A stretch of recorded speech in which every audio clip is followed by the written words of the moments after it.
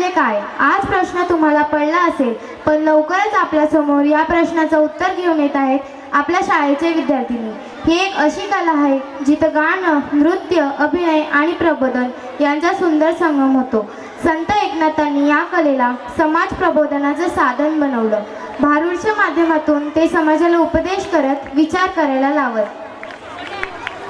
आज आपण ऐकणार आहोत एक अप्रतिम भारूड। तर चला मग तुमच्या टाळ्यांच्या गजरात स्वागत करूया आपल्याला भारूडाचं दर्शन घडवणाऱ्या विद्यार्थिनीचं।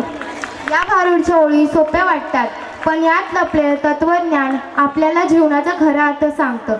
दाताचं दांतवण घ्या म्हणजे बाह्य स्वच्छता, आणि काळमणी म्हणजे अंतःकरणाची स्वच्छता। दोन्ही महत्त्वाच्या आहेत।